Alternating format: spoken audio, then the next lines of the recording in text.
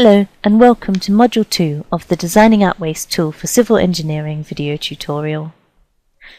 This module provides an overview of how to generate a waste forecast using the Designing Out Waste tool for Civil Engineering. You will have most likely already viewed Module 1.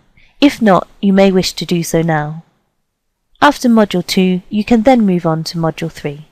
This module explains how to set up a new project or access an existing project, how to enter your basic project details, how to build a project in the Designing Out Waste tool for Civil Engineering. We will then go on to look at adding and editing sub-elements, setting timeframes and reviewing the project timeline, and viewing project performance. We will also look at how to use the results in Designing Out Waste before finishing with a short summary.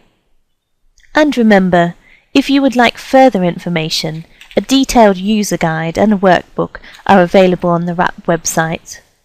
When you are in the tool, you can access these at any time by clicking on the Download Options button on the right-hand side of the screen.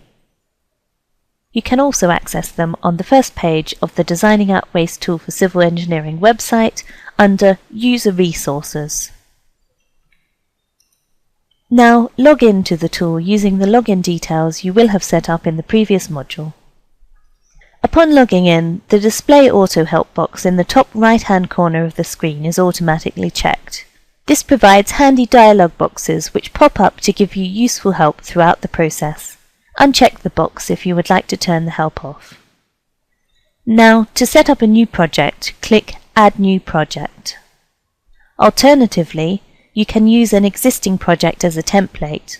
To do this, you can click Example Projects and select from a range of pre-programmed examples. All of the projects you create will be saved under the My Projects tab so that you can access them in future. For now, we will add a new project. Please click Add New Project. Clicking Add New Project will take you to the Projects Details screen. Enter your basic project details. When you have finished entering your details, click Save and Next. This will take you to the Project Builder, where you can select the elements and sub-elements of your project. The elements are the high-level categories such as foundations or drainage. The sub-elements are the more specific aspects within each element, such as in situ concrete piles. If your project requires foundations, click on Foundations and a drop-down menu of sub-elements will appear. Select a sub-element by clicking and dragging it into the My Project Contains box on the right-hand side of the screen. You can select as many sub-elements as necessary under each of the elements. To review and edit a sub-element, click on Edit next to the sub-element in the My Project Contains box. A dialog box will pop up where you can edit the details such as the length and the width. You can also enter a value for transportation distance of the materials. This will be the distance from the supplier or consolidation centre to site. When you have edited the details, click Save. You can repeat the process until you have added all necessary sub-elements for each element.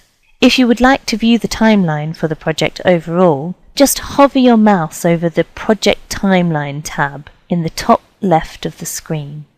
You can then view the timeline for the construction or demolition activities. When you have finished looking at this, click X to exit. When you have finished entering your sub-elements and adjusting your timeframes, click Save and Next to go to the next screen. This will take you to the next section, Solutions and Impacts. This screen shows the project performance and headline results for your project. As you can see, to the left there is a graph showing the baseline and projected tonnage consumed for each element. You will note that at this stage, the baseline and projected tonnages are the same. This is because no design solutions have yet been incorporated. To the right is a table showing the headline results for the project. It provides figures for the likely amounts of waste arisings, waste to landfill, disposal costs, embodied CO2 equivalent, and recycled content. All are provided at baseline, that is, standard, and at good practice. You can also hover over the Mass Balance tab, also located at the left-hand side of the page, to see the mass balance for the project.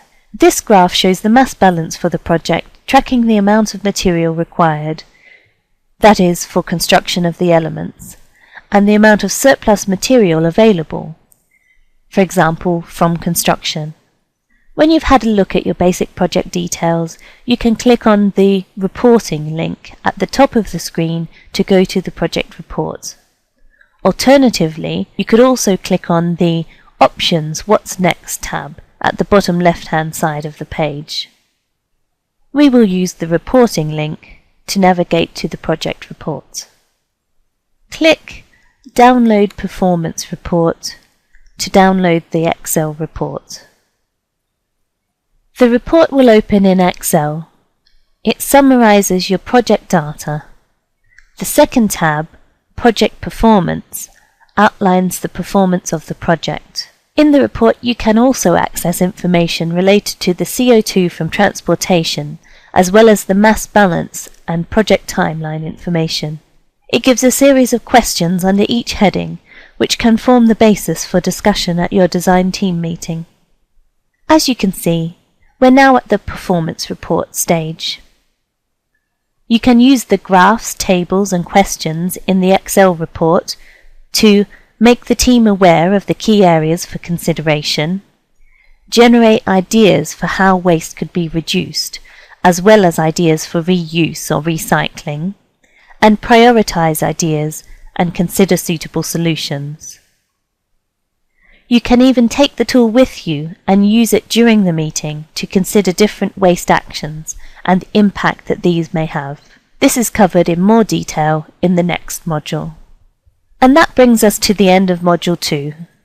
In this module we have covered setting up a new project or accessing an existing project, entering basic project details, building a project, adding and editing sub-elements, setting timeframes and reviewing the project timeline, viewing project performance, and using the results to design out waste.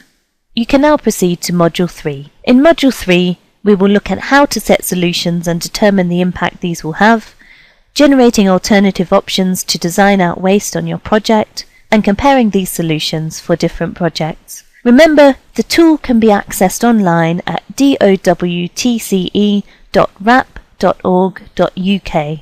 Thank you.